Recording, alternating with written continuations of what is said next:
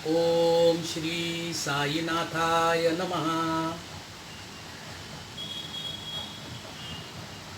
मैं प्रशांत Indumati Prabhakar Palekar unique master के इस 17वें एपिसोड में आपको वंदन करता हूँ।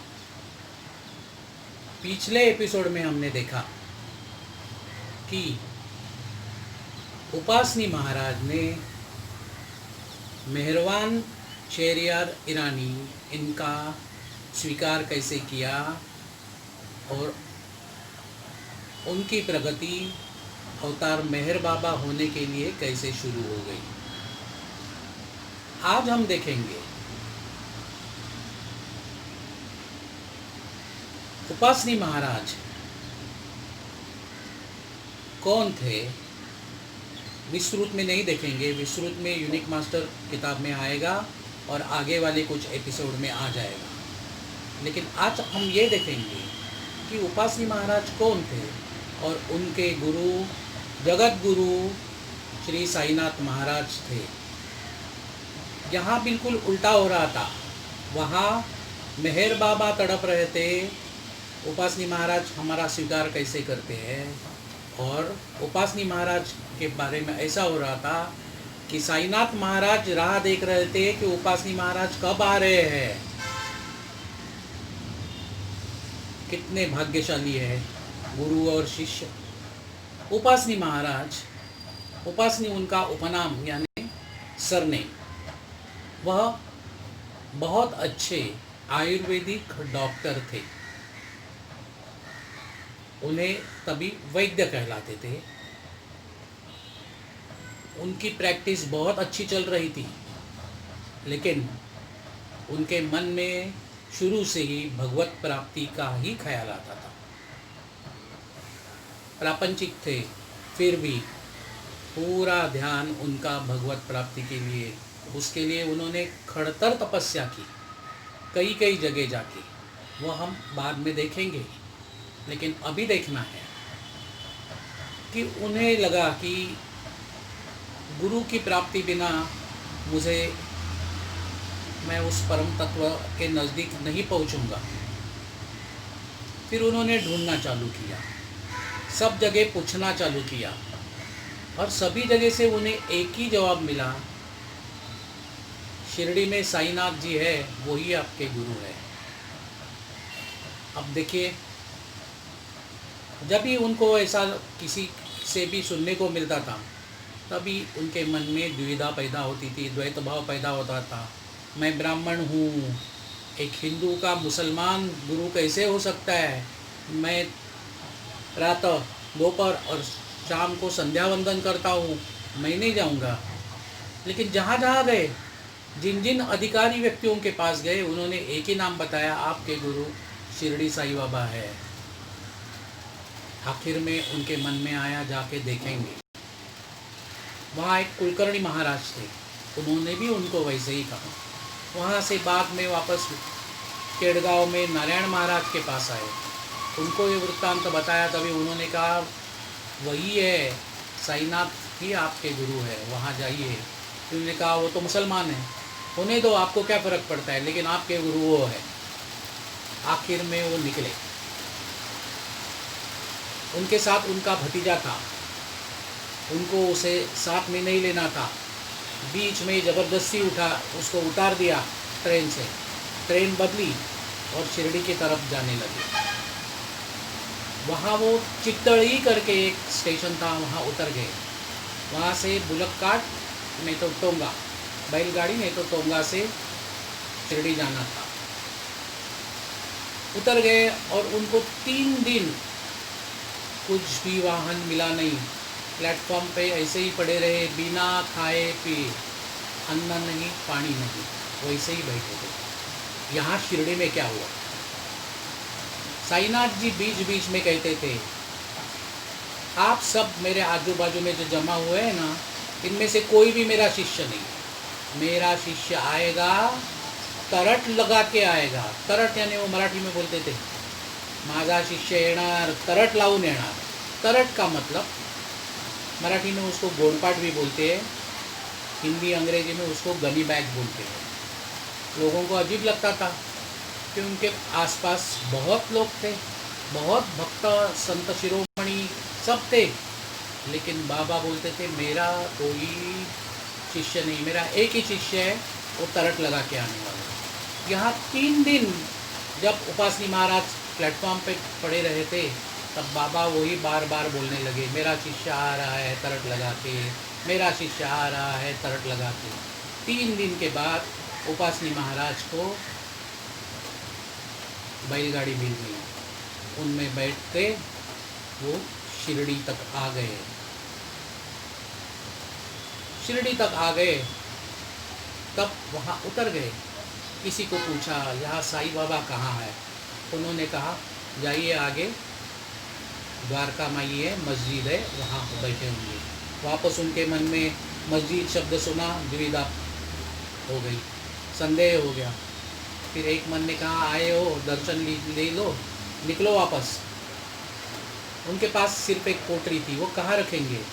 किसी को पूछा ये कहाँ रखने के लिए कुछ जगह है, उन्होंने कहा हाँ वहाँ दीक्षितवाड़ा है, आज भी दीक्षितवाड़ा वहाँ है, वहाँ जाके रखिए, आपको रहने का और खाने पीने का भी प्रबंध हो जाएगा। वहाँ गए, वहाँ रखा, तो वहाँ सब जाने माने भक्त थे। उन्होंने कहा बाबा के दर्शन के लिए आए, हाँ तो आप जाइए, अभी दर्शन का समय तो हो ही गया, बाबा दर्शन दे देंगे। वहाँ से उपासनी महाराज निकल पड़े। बहुत पुरुष हो गए थे, क्योंकि उसके पहले उन्होंने बहुत तपाचरण किया था, वो बाद में हम देखेंगे कैसे क्या क्या किया था। निकले, उनको चलने को भी नहीं हो रहा था, और 3 दिन तो भूखे प्यासे थे। तभी एक दयालु व्यक्ति वहाँ आ गई, उन्होंने कहा चलो चलो मैं तुमको लेके जाता हूँ बाबा के दर्शन के लिए। उन्होंने उनका हाथ पकड़ा। कौन थी व्यक्ति जिन्हें संत शिरोमणि कहा जाता है, वो दास गणु महाराज थे। उन्होंने क्या किया, उपासनी महाराज का हाथ पकड़ा और द्वारका माई की तरफ लेके गए, नज़दीकी द्वारका माई। वहाँ जैसे पक गए, द्वारका माई के अंदर जैसे उपासनी महाराज ने अंदर प्रवेश किया और दास गणु महाराज ने उनको हाथ पकड़ के लेके गए। उनके मन में था दास गणु महाराज के, बाबा के चरण तक इनको लेके जाएंगे और कहेंगे बाबा ये देखिए कोई आपके दर्शन के लिए आया। लेकिन हुआ क्या, कुछ अलग सा ही हो गया। जैसे उपासनी महाराज अंदर प्रवेश किया, उन्होंने, बाबा बैठे हुए थे, जोर से उठे और ऐसा हाथ करके चिल्लाने लगे, आया मेरा शिष्य आया, मेरा शिष्य आया, मेरा शिष्य आया। यह सुनकर दास गणु महाराज के मन में क्रोध पैदा हुआ। उन्होंने क्या किया, जो हाथ पकड़ा था वो छोड़ दिया और उनको ढकेल दिया। वो बेचारे हड़बड़ा गए, गिरने वाले थे। बाबा हंसने लगे। उन्होंने कहा आइए महाराज आइए। उपासनी महाराज के मन में इतना क्रोध हुआ।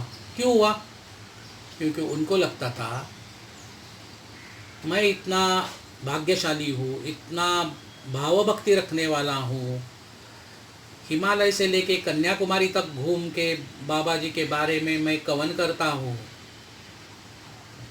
और लोगों को भक्तिभाव जागरूक करता हूँ, बाबा जी के बारे में सबको जानकारी देता हूँ, तो मुझे शिष्य नहीं बोला, इन्हें शिष्य बोला। ऐसा कौन है आदमी है। बाद में देखा तो हाँ, इनके कमर को गनी बैग यानी गोंडपाट यानी तरट बांधा था। बहुत क्रोधित हो गए, बहुत दुखी हो गए, वहाँ से निकल गए। बाबा ने बोला रहो रहो इधर। उन्होंने दर्शन लिया। कुछ समय के बाद बोले बाबा जी मैं निकलता हूँ। कहाँ जा रहे हो। जाना नहीं, 7 दिन रहना। उनके मन में आया, हाँ बोलते तो हाँ हाँ किया। वहाँ से निकल गए। बाहर जैसे आए उन्होंने तय किया मैं नहीं रहूँगा इस मुसलमान के साथ, मैं नहीं स्वीकार करूँगा ऐसे आदमी का मेरे गुरु करके, और वहाँ से निकल गए। कोपरगांव जाने के लिए तो रेलगाड़ी रात को ही बहुत देर से जाने वाली थी। वहाँ पहुँचने तक और भी देर होती थी। फिर उन्होंने ऐसे किया, सोचा मैं चल के जाऊँगा, और वो चलने लगे रास्ते से, यहाँ वहाँ चलने लगे। और ऐसे हो गया कि रास्ता ही भूल गए। 1 नहीं, 2 नहीं, 3 नहीं, 4 नहीं, 7 दिन वो वहीं पे भटक रहे थे। और 7वें दिन उनको जो रास्ता मिला वहाँ से वापस आए तो 8वां दिन था, शिरडी में ही वापस आ गए। जैसे आ गया उनके मन में आया, अरे ये तो मैं वापस शिरडी में आया हूँ। फिर आया हूँ तो जाके बाबा को मिलता हूँ। वापस वो द्वारका माई में गए। बाबा जोर जोर से हंसे और कहा था ना 7 दिन यहाँ रहो, निकल गया। निकलना नहीं, तुझे यहीं रहना है, इसलिए 7 दिन घूमता रहा, लेकिन तुम्हें तो अभी आखिर तक यहीं रहना है। देखिए कितना भाग्यशाली है दोनों। स्वयं शिव अवतारी साईं बाबा बोल रहे तुम्हें यहीं रहना है, और उनका स्वीकार कर रहे थे नहीं, पहले से ही किया था। यानी खुद भगवान ने जिसका स्वीकार किया वो शिष्य कितना श्रेष्ठ होगा। लेकिन ऐसे होता है, आज भी हम इसका अनुभव लेते हैं। अगर हम किसी को ज़्यादा प्रिय होते हैं तो उन व्यक्ति के अगल बगल आजू बाजू में रहने वाले हमारा द्वेष करना चालू करते हैं। ये मनुष्य स्वभाव तो पहले से ही है और चालू रहेगा, उसके लिए कुछ भी इलाज नहीं है। वैसे ही हुआ, बाबा ने बोला इसलिए वो वहाँ रहे। कितने दिन रहे, कितने साल रहे, ये तो बाद में आ ही जाएगा। लेकिन शिरडी में आकर भी उनको क्या क्या भुगतना पड़ा। इतने श्रेष्ठ व्यक्ति को, जिसको बाबा महाराज बोलते थे, यह हम आगे देखेंगे। किसने किसने उनको तकलीफ दी, बाद में बाबा ने क्या कहा, वो आगे वाले एपिसोड में हम देखेंगे। आज तो इतना ही ध्यान रखना है कि गुरु शिष्य के खोज में रहते हैं, उनको बुलाते हैं और उनको परमात्मा के मिलन के लिए तैयार करते हैं। प्रगति तो शिष्य को ही करनी पड़ती है, और ये प्रगति में हमें बाधा आती है, लोगों की असूया, जिसे जेलसी कहते हैं। उसके लिए जो सच्चा शिष्य रहता है उसे तैयार रहना चाहिए, क्योंकि उसका ध्येय एक ही है, गुरुचरण। मानस भजरे गुरुचरणम, दुस्तर भव सागर तरणम। आज इतना ही देखेंगे। अगले एपिसोड में आगे क्या हुआ वो जरूर देखेंगे। श्री उपासनी गुरवे नमः। नमस्कार, माफ़ कीजिए, इस एपिसोड में एक जगह मैंने ऐसे कहा कि उपासनी महाराज को क्रोध आया। उपासनी महाराज को क्रोध नहीं आया, दासगणु महाराज को क्रोध आया। ऐसा आप सुनिए और जान लीजिए। धन्यवाद।